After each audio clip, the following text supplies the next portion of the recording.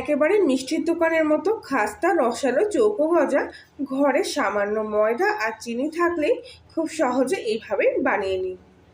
ওপরটা খাস্তা আর ভিতরটা ঠিক এরকম রসালো, একটা খেলে একেবারে মন ভরে যাবে। আর এই গজাগুলো বানানোর জন্য প্রথমেই আমি এখানে নিয়ে নিয়েছি 1 কাপ পরিমাণ মতো ময়দা। ময়দাটা আমি এবার চেলে নেব, যাতে ময়দার মধ্যে যদি কোনো দানা থেকে থাকে তাহলে সেটা বেরিয়ে যাবে। সম্পূর্ণ ময়দাটা এখানে আমি দুবারে চেলে নিয়েছি। এবার এর মধ্যে স্বাদ মতো লবণ, সামান্য একদম 1 চুটকি মতো বেকিং সোডা দিয়ে দেব। এবারে এর মধ্যে দেব 1 চামচের 3 ভাগের 1 ভাগ মতো বেকিং পাউডার। সব শুকনো উপকরণগুলো খুব ভালো করে একসাথে মিশিয়ে নেওয়ার পর এর মধ্যে দিয়ে দেব 4 চামচের 4 চামচ পরিমাণ মতো ঘি। যদি ঘিটা জমে গিয়ে থাকে তাহলে হালকা একটু গরম করে গলিয়ে নিয়ে এইভাবে ময়দার মধ্যে দিয়ে দেবেন, তাহলে ময়দার সাথে ঘিটা মেশাতে সুবিধা হবে। তবে এখানে আপনারা ঘিয়ের বদলে তেলও ব্যবহার করতে পারেন, তবে ঘিতে গজার স্বাদ এবং গন্ধটা খুব ভালো আসে। এবারে হাতের মধ্যেখানে একটু ময়দা নিয়ে এইভাবে 1 মুঠো মধ্যে আনলেই দেখবেন এরকম এক জায়গায় হয়ে আসছে।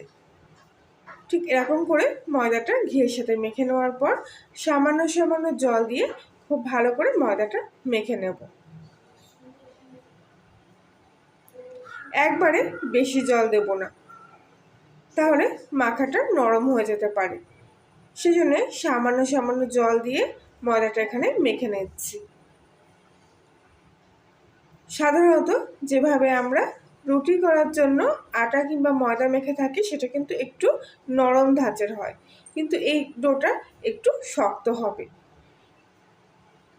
আশা করছি আমি মাখছি তাতেই আপনারা বুঝতে পারছেন যে কিরকম একটু শক্ত করে মাখছি। একেবারে পুরো নরম করে মাখলে গজাগুলো খাস্তা হবে না। ময়দার ডোটা এখানে মাখা হয়ে গেছে। এবারে এই ময়দার গাটা একটু নরম রাখার জন্য এর উপরে আমি সামান্য একটু তেল দিয়ে দেব। তেলটা খুব ভালো করে এই ময়দার গায়ে আবারও মাখিয়ে নেব। ঠিক এরকম করে মেখে নেওয়ার পর এই ময়দার ডোটা কিছুক্ষণের জন্য রেস্টে রেখে দেব। আর ততক্ষণ এখানে চিনি শিরা তৈরি করে নেব। তার জন্য 1/2 কাপ পরিমাণ চিনি আর সঙ্গে নিয়েছি 1 কাপ পরিমাণ জল। জলের সাথে চিনিটা খুব ভালো করে এখানে মিশিয়ে নিচ্ছি। কিছুক্ষণের মধ্যেই চিনিটা মিশে গিয়ে এরকমভাবে ফুটতে শুরু করেছে। এর মধ্যে আপনারা এলাচের দানাও দিতে পারেন, তাহলে গন্ধটা খুব ভালো আসবে। গজা তৈরির ক্ষেত্রে চিনি শিরাটা একটু ঘন তৈরি করতে হবে, সেজন্য একটু বেশি সময় ধরে ফুটিয়ে নিয়েছি। প্রায় 5 মিনিট মতো লো টু মিডিয়াম আঁচে ফোটানোর পর সামান্য একটু শিরা এর থেকে তুলে নিয়ে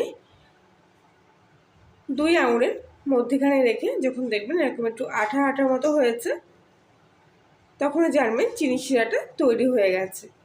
এর চাইতে বেশি ঘন করব না, ঠান্ডা হয়ে গেলে আর একটু ঘন হয়ে যাবে। গ্যাসটা এবার আমি অফ করে দিলাম।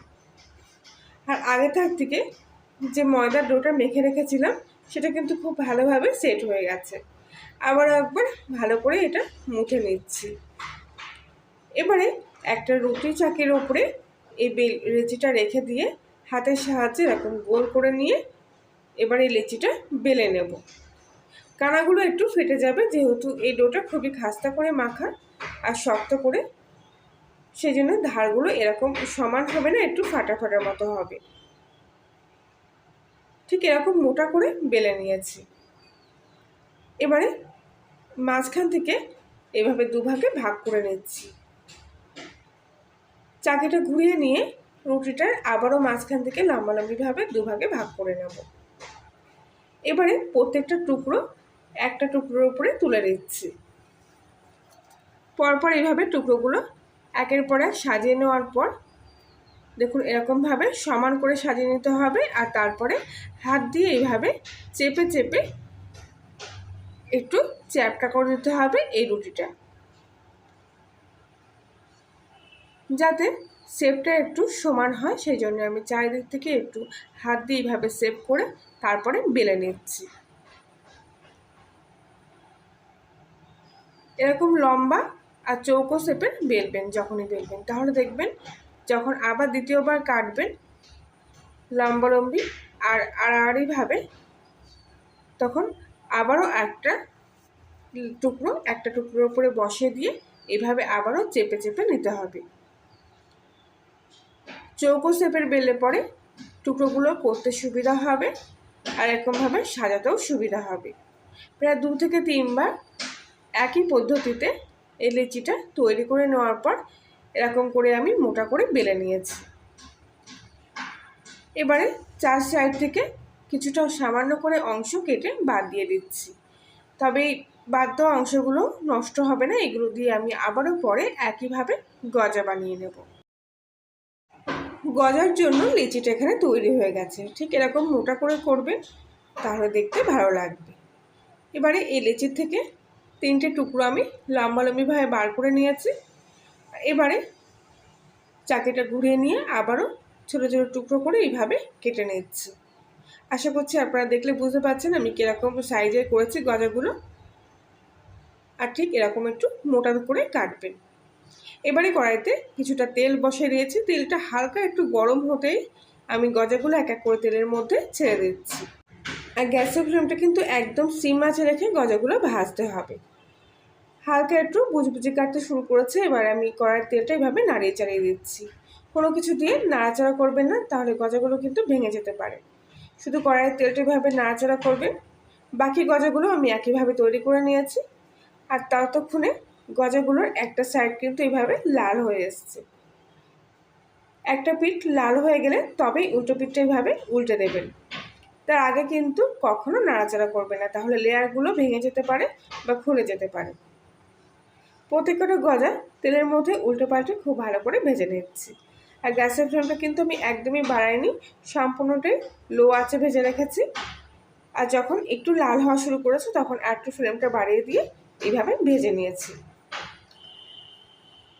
ভাজা গজাগুলো এবার আমি অন্য একটা প্লেটের মধ্যে তুলে নিচ্ছি। কত সুন্দর হয়েছে দেখুন গজাগুলো। এবার বাকি যে গজাগুলো ছিল সেগুলো একইভাবে তেলের মধ্যে ভেজে নেব।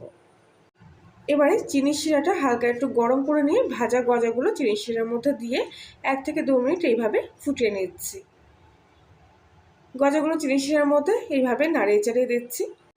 যখন গজাগুলো চিনি শিরার মধ্যে দিয়েছিলাম তখন ভিডিওটা অন করতে ভুলে গিয়েছিলাম, সেজন্য দেখাতে পারলাম না। তবে চিনি শিরার মধ্যে 1 থেকে 2 মিনিট এইভাবে ফুটিয়ে নেওয়ার পর গ্যাসটা অফ করে দিতে হবে। এবারে সঙ্গে সঙ্গে চিনি শিরা থেকে কিন্তু গজাগুলো তুলে নিতে হবে, নইলে গজাগুলো নরম হয়ে যেতে পারে। আর আমি পরে কিন্তু চিনি শিরার মধ্যে 2টো এলাচ দানা দিয়ে দিয়েছিলাম, যাতে গন্ধগুলো খুব ভালো আসে। প্রত্যেকটা গজা এখানে একেবারে তৈরি হয়ে গেছে। দেখুন কত সুন্দর গজাগুলো তৈরি হয়েছে। ভিতরটা রসালো আর ওপরটা খাস্তা, একদম মিষ্টির দোকানের মতো। আশা করছি আজকের রেসিপিটি আপনাদের ভালো লেগে থাকবে। ভালো লাগলে প্লিজ লাইক শেয়ার কমেন্ট করে জানাবেন।